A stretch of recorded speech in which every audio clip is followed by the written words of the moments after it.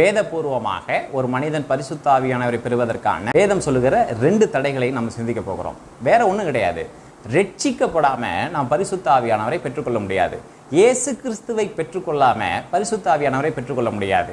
பாவ மன்னிப்பு நிச்சயம் இல்லாமல் மனம் திரும்பாமல் பரிசுத்த ஆவியானவரை பெற்றுக்கொள்ள முடியாது. பரிசுத்த ஆவியானவர் என்பவர் தனியா நமக்குள்ள உபவாசம் வர்றதுனால வரமாட்டாரு, காத்திருக்கிறதுனால வரமாட்டாரு, ஒரு மனிதன் கெஞ்சுகிறதுனால் ஜெபிப்பதினால் வரமாட்டாரு.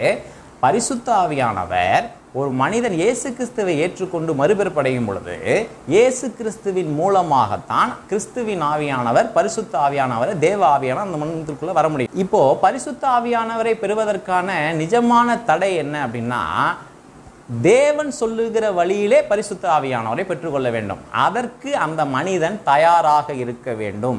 தேவன் வைத்திருக்கிற வழிமுறையில் நான் பரிசுத்த ஆவியானவரை பெற்றுக்கொள்வேன் அப்படிங்கிறதுல அந்த மனிதன் தயார் ஒரு நிலையில இருக்கும். இயேசு கிறிஸ்துவை விசுவாசிக்கணும் அப்படிங்கிறதுல அவன் கவனம் செலுத்தினா போதும், பரிசுத்த ஆவியானவரை அந்த மனிதன் பெற்றுக்கொள்ள முடியும். இப்ப ஒரு வசனத்தை உங்களுக்கு வாசிக்கிறேன். தாகம் உள்ளவன் எவனோ அவன் என்னிடத்தில் வர கடவன் அப்படின்னு தான் ஆண்டவர் சொன்னாரு. இந்த தாகம் என்பது எதை குறிக்கிறது அப்படின்னா, ஆன்மீக தாகத்தை குறிக்கிறது. யோவான் சுவிசேஷ புத்தகம் 7வது அதிகாரம் 37வது வசனம். பண்டிகையின் கடைசி நாளாகிய பிரதான நாளிலே இயேசு நின்று சத்தமிட்டு, ஒருவன் தாகமாயிருந்தால் என்னிடத்தில் வர கடவன், வந்து பானம் பண்ண கடவன் என்று சொன்னார். அப்புறம் 38, வேத வாக்கியம் சொல்லுகிறபடி என்னிடத்தில் விசுவாசமாயிருக்கிறவன் எவனோ அவன் எவ்வளோ பெரிய பாவியாக இருந்தாலும் சரி, அவன் மனம் திரும்பினானா, அவன் ரட்சிக்கப்பட்டானா, அவன் உள்ளத்திலிருந்து ஜீவ தண்ணீர் உள்ள நதிகள் ஓடும் என்றார்.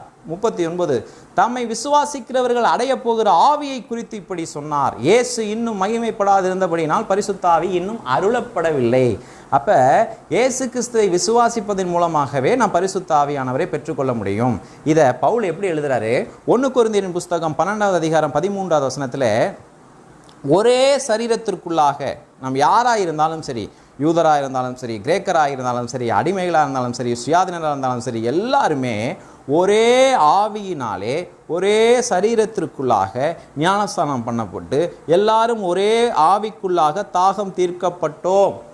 அப்ப ஒரு பரிசுத்த ஆவியானவரால் ஒரு மனிதன் தாகம் தீர்க்கப்பட வேண்டும் என்று சொன்னால், பரிசுத்த ஆவியானவரை தனக்குள்ளாக ஒரு மனிதன் பெற வேண்டும் என்று சொன்னால், அவன் முதலாவதாக கிறிஸ்துவின் சரீரத்தின் அங்கமாக இருக்க வேண்டும். முதலாவதாக அவன் இயேசு கிறிஸ்துவின் சரீரத்திற்கு பங்குள்ளவனாக இருக்கணும். அப்படின்னா வேற ஒன்றும் இல்லை, இயேசு கிறிஸ்துவின் இரத்தத்தினாலே அவன் கழுவப்பட்டிருக்கணும். இயேசு கிறிஸ்துவின் பலியின் மூலமாக வருகிற அந்த புதிய உடன்படிக்கையின் ஆசீர்வாதங்களை அவன் பெற்றிருக்கணும், ரட்சிக்கப்பட்டிருக்கணும். இயேசு கிறிஸ்துவனுடைய சரீரத்திலே பங்கு உள்ள ஒரு மனிதன் தான் இயேசு கிறிஸ்துவ மூலமாக வருகிற பரிசுத்த ஆவியானவரை பெற்றவனாய் தாகம் தீர்க்கப்பட முடியும். அப்ப ரட்சிக்கப்பட்டாதான் பரிசுத்த ஆவியானவர். பரிசுத்த ஆவியானவர் ஒரு மனிதன் ஜெபம் பண்றதுனால வரமாட்டார். இதை புரிந்து வேத வசனம் சொல்லுகிறபடி என்னுடைய ஆன்மீக வாழ்க்கையை நான் சரியா என்ன பண்ணுவேன், வாழுவேன் அப்படின்னு சொல்லி அப்படி நோக்கம் உள்ளவனாய் கடவுளுக்கு கீழ்ப்படுகிறவனா இருந்தாதான் அந்த மனிதன் பரிசுத்த ஆவியானவரை பெற்றுக்கொள்ள முடியும். மாறாக எங்கேயோ ஒரு கூட்டத்துக்கு போவோம், காத்திருப்பு கூட்டம், அபிஷேக கூட்டம், ஆராதனை கூட்டம், இங்கெல்லாம் போய் நின்று வரம் பெற்ற ஊழியர்களின் தலையில் கை வச்சு அப்படி நான் ஆவியானவரை பெற்றிருக்குவேன், பாடல்கள் மூலமாக ஆவியானவரை பெற்றிருக்குவேன், இதெல்லாம் இதெல்லாம் பாரம்பரியங்களின் மூலமாக நமக்கு சொல்லிக் கொடுக்கப்பட்டு வருது.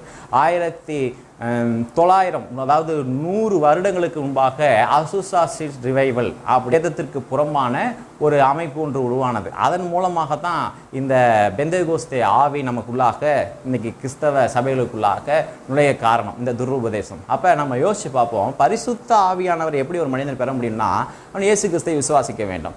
இரண்டாவது, அவன் பரிசுத்த ஆவியானவரை ஒரு மனிதன் பெற வேண்டும் அப்படின்னா அவன் வேத வாக்கியங்களை விசுவாசிக்கிறவனாக இருக்கணும். கவனிங்க, யோவான் சுவிசேஷ புத்தகம் 6வது அதிகாரம் 63வது வசனத்தில், ஆவியே உயிர்ப்பிக்கிறது, மாம்சமானது ஒன்றுக்கும் உதவாது, நான் உங்களுக்கு சொல்லுகிற வசனங்கள் ஆவியும் ஜீவனுமாய் இருக்கிறது. அப்ப நான் சொன்ன இந்த சத்தியத்தை, இந்த சுவிசேஷ வார்த்தைகளை, அந்த வேத வசனங்களை அந்த மனிதன் விசுவாசிக்கிறவனா இருக்கணும். வேத வசனங்களை விசுவாசித்தாதான் இயேசு கிறிஸ்துவின் மூலமாக இயேசு கிறிஸ்து கிட்ட வர முடியும். வேத வசனம் என்னை பாவி என்று சொல்லும் பொழுது, வேத வசனங்கள் எனக்கு நான் என்னால் இரட்சிப்புக்கு எதுவும் செய்ய முடியாதுன்னு சொல்லும் பொழுது நான் தேவன்ட்ட அப்போ தான் வர முடியும். அப்போ நம்ம யோசிச்சு பார்ப்போம், ஒருவன் அறியாதிருந்தால் அவன் அறியாது இருக்கட்டும் என்று சொல்லி பவுல் 1 கொரிந்தியரில் 14:38 பேசுகிறார். அப்போ பரிசுத்த ஆவியானவரை வேத வாக்கியங்கள் மூலமாக நாம் பெற்றுக்கொண்டாமா நம்ம யோசிச்சு பார்ப்போம்.